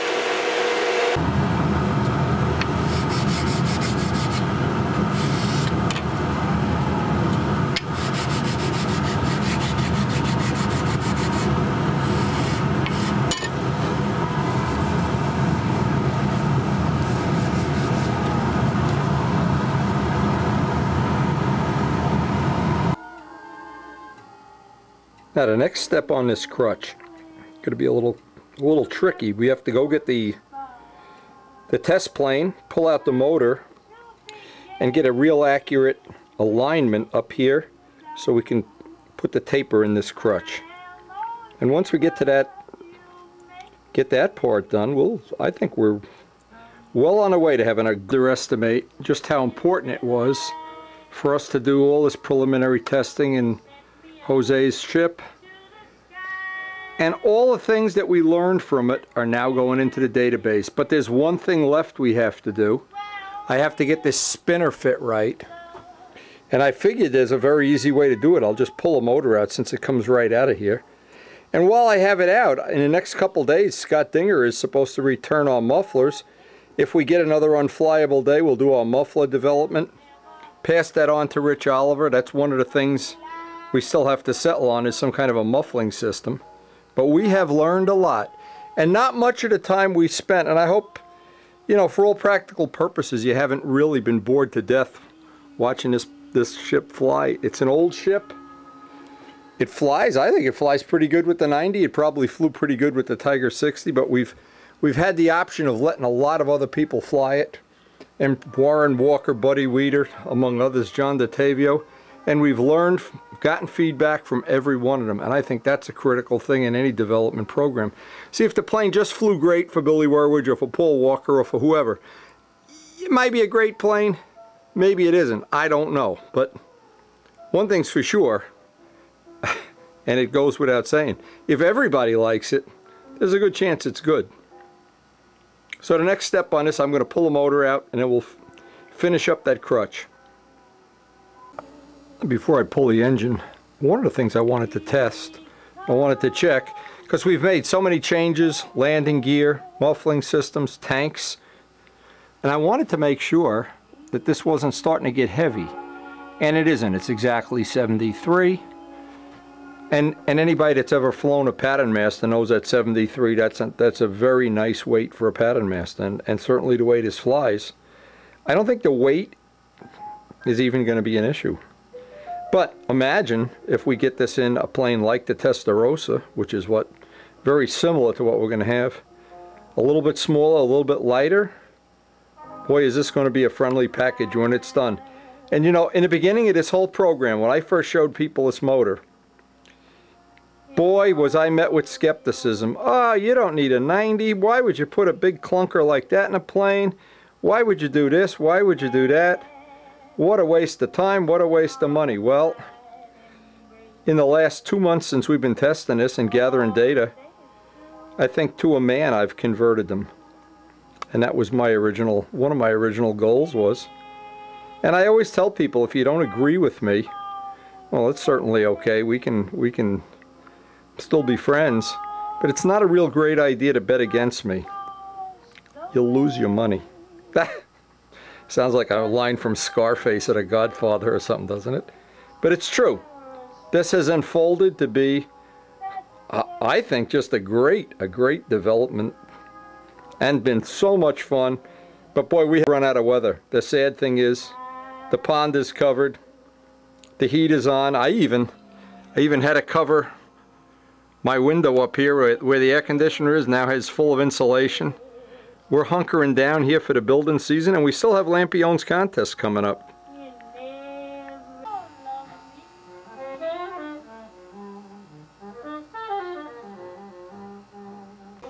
Now, anytime I take the powertrain apart, I always etch up the prop.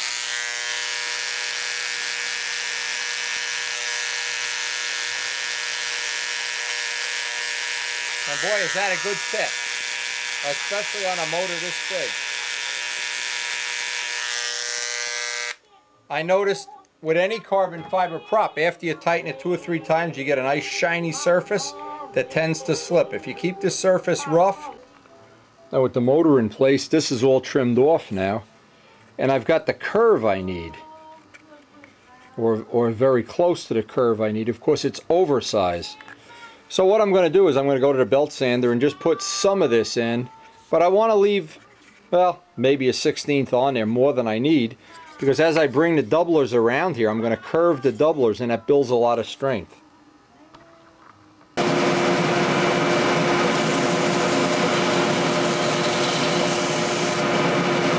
Wow, those aluminum pads get hot quick because we're grinding right into the pad.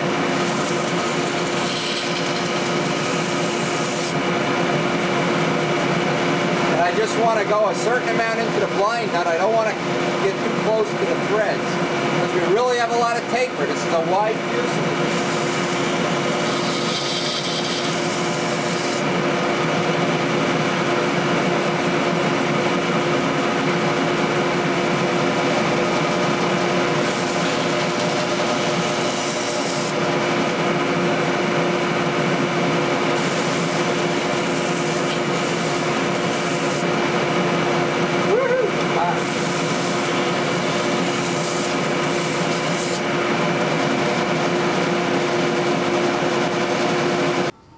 Now I don't want to take any more until I got to where I was rubbing on the case, and I might have taken a couple thousandths too much, but I could always dress off the motor. No, it looks like it's fine.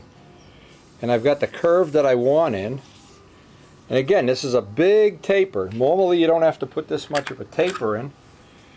And I've allowed some thickness for the fuse sides. Let's hope I've guessed right. We guess we're going to find out. And it's not a problem to build up a little thickness, but if I didn't want these blind nuts going, I didn't want to get into, well, I don't need the case now.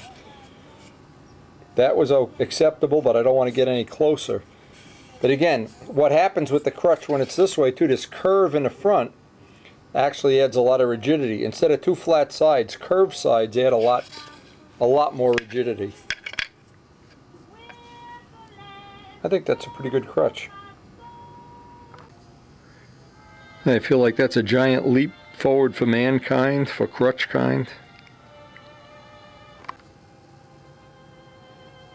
Now the next step on this whole program is going to be to deal with the mufflers. And we're going to hopefully in the next day or so get tooled up, geared up that we can do some muffler testing, especially while we're in this gap of bad air. I think that's just about one of the nicest crutches I've ever made. And I'll trim off the back when I see where that's going to wind up. I'm not sure yet. Just imagine that on the front of a big Miss Ashley.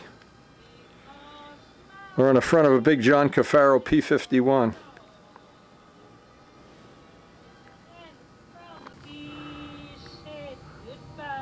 And boy, did it pay to get everything